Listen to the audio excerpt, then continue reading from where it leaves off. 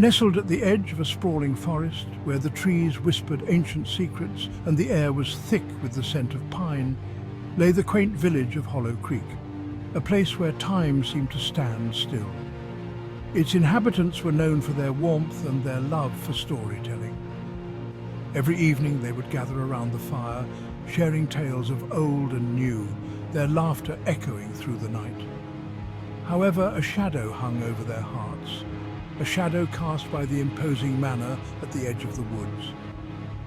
This manor was a stark contrast to the lively village, its presence a constant reminder of a darker past. The manor, once a beacon of grandeur, now stood as a desolate reminder of a tragedy that had befallen its former residents. Its gardens, once meticulously maintained, were now overgrown and wild, reclaiming the land. The villagers whispered tales of the Wickford family, who had lived in the manor for generations. They spoke of the family's wealth and influence and how they had mysteriously vanished one fateful night. They spoke of their sudden disappearance, leaving behind only whispers and shadows. The corridors of the manor were said to be haunted by the spirits of the Wickfords, their presence felt but never seen. The manor had stood empty ever since, its windows like vacant eyes staring out at the village. The once grand structure now seemed to watch over Hollow Creek, a silent guardian of its secrets. No one dared to approach it, fearing the secrets that lurked within its walls. The villagers believed that the manor held the answers to the Wickfords' disappearance, but the fear of uncovering those answers kept them at bay. The Wickfords were a beloved part of Hollow Creek. Their kindness and generosity were known throughout the land. They hosted grand festivals and their laughter echoed through the village streets. Then, one stormy night, everything changed. The storm raged, its fury echoing the fear that gripped the hearts of the villagers. When the storm subsided, an unsettling silence fell upon Hollow Creek. The Wickford family was gone. Their home, once filled with warmth and laughter, was now eerily silent. The villagers searched for days but found no trace of the family. Some whispered of a curse, others of a malevolent force that had taken them. The manor remained, a haunting reminder of the family that had vanished without a trace. One evening, a stranger arrived in Hollow Creek. His name was Elias, a seasoned traveler with a thirst for adventure and a disdain for superstition. He had heard the tales of the haunted manor, but dismissed them as mere folklore. Elias believed in logic, in reason, not in ghost stories whispered around crackling fires. He listened intently as the villagers recounted the story of the Wickfords. Their fear was palpable, their words laced with a dread that sent shivers down their spines. Elias, however, felt a surge of excitement. He saw an opportunity to debunk a myth, to prove that fear was nothing but a figment of their imagination. As the sun began its descent, casting long shadows across Hollow Creek, Elias made his way towards the manor.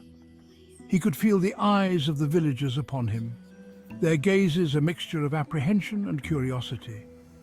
The closer he got to the manor, the more oppressive the atmosphere became. The air grew heavy, as if a weight had settled upon his chest. The wind, which had been rustling the leaves moments before, died down to an eerie stillness. Elias paused at the edge of the property, taking in the sight of the manor. Its silhouette loomed against the darkening sky, its windows like vacant eyes watching his every move. He took a deep breath, steeling himself for what lay ahead. Section 5. Stepping inside. Elias pushed open the creaking gate and made his way up the overgrown path. The silence was deafening, broken only by the sound of his own footsteps. He reached the front door, its surface weathered and worn. He grasped the tarnished brass handle and pushed. The door yielded with a groan, as if protesting the disturbance after years of silence. The air inside was stale and musty, thick with the scent of decay. Dust covered every surface and cobwebs hung from the high ceilings. Elias stepped inside, his footsteps echoing in the vast emptiness. The last rays of sunlight struggled to penetrate the grime-covered windows, casting the interior in a dim, ethereal glow. Section 6. Whispers in the Darkness. As Elias ventured deeper into the manor, he couldn't shake the feeling that he was being watched. The silence was unnerving, broken only by the occasional creak of the floorboards beneath his feet. He ran his hand along the dusty surface of a grand piano, its keys coated in a thick layer of grime. The sound seemed to reverberate through the house, amplifying the silence that followed. It was then that he heard it, a faint whisper, barely audible above the pounding of his own heart. He stopped, holding his breath, straining to hear it again. The whisper came again, this time a bit clearer, seeming to emanate from the shadows that clung to the corners of the room. Section 7. A Child's Room. Elias followed the sound of the whispers, which seemed to echo through the empty halls, his curiosity overriding his apprehension. Each step he took was hesitant, yet determined, as the whispers grew louder, guiding him down a long, darkened hallway to a room at the very end. The door was old and creaked ominously as he pushed it open, the hinges groaning in protest. A musty scent, like that of old books and forgotten toys, wafted out, filling his nostrils. The room was dimly lit by a single window, allowing just enough light to reveal its contents. Its glass was covered in a thick layer of dust, obscuring the outside world. In the center of the room stood a small bed, looking forlorn and abandoned, its sheets tattered and torn. A rocking horse, its paint chipped and faded, stood frozen in mid-rock, as if waiting for a child who would never return. A chill ran down Elias's spine, the air around him growing colder, as he realized that this must have been the room of a child. The thought weighed heavily on him, and he felt a pang of sadness, a deep sorrow for the lost innocence, imagining the laughter and joy that once filled this space, now replaced by an eerie silence. He stood there for a moment, reflecting on the fleeting nature of happiness and the haunting permanence of loss. Section 8. The whispers intensify. Elias stepped further into the room, drawn by an unseen force. The whispers grew louder now, swirling around him like the wind. He could almost make out words, but they were still too faint, too garbled to understand. He knelt down beside the bed, running his hand over the dusty surface of a small wooden toy chest that lay open at the foot of the bed. As he lifted the lid, a wave of cold air washed over him, and the whispers reached a fever pitch. He could feel his heart racing in his chest, his breath catching in his throat. He closed his eyes, trying to block out the sound, but the whispers seemed to grow louder, penetrating his very thoughts.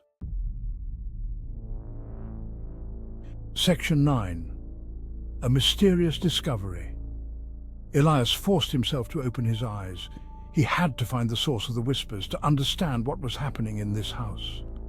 He dug through the contents of the toy chest, his fingers brushing against old dolls, wooden toys, and yellowed books. At the very bottom of the chest, his hand closed around a small, leather-bound diary. Its cover was cold to the touch, sending a shiver down his spine. He lifted the diary from the chest, blowing the dust from its cover. As he opened the diary, a gust of wind extinguished the candle he had lit, plunging the room into darkness. He fumbled for his flashlight, his heart pounding in his ears. Section 10. The Unseen Presence. As the beam of his flashlight illuminated the pages of the diary, Elias gasped, his breath catching in his throat.